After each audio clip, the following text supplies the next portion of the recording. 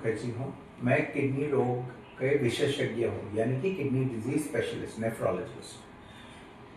हमारे पास मरीज एक सवाल अक्सर पूछते हैं कि डॉक्टर साहब, मेरा पेशाब तो सही आ रहा है लेकिन पेशाब करने से झाग आता है।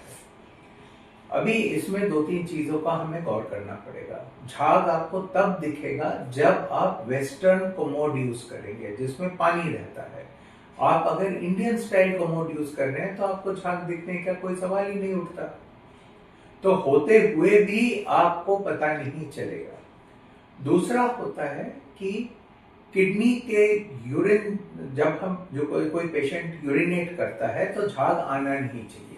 झाग आने का मतलब है कि किडनी के माध्यम से यूरिन में प्रोटीन लीक कर रहा है। उदाहरण के तौर पे आप सोचिए, आपके पास एक चाय की छन्नी है। चाय के छन्नी में पत्ते एक साइड पे होने चाहिए जो आपका प्रोटीन है, और पेशाब यानी कि गंदा सामान निकल रहा है जैसे चाय निकल जाता है।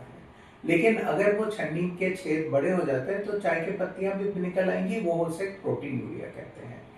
अकस्मात पूरे 5 साल में एक बार थोड़ा पेशाब में झाग आया तो उस पे उतना हमें गौर नहीं करना चाहिए। लेकिन जो झाग बार बार आता है और काफी मात्रा में आता है और उसके साथ कुछ और लक्षण आते हैं, जैसे कि पैर में सूजन या चेहरे पे सूजन या बीपी बढ़ जाना या कम जाना या पेशाब में ब्लड भी आना, तो इस टाइम पे आपको चौकन्ना होना चाहिए और किडनी टेस्ट करा लेना चाहिए।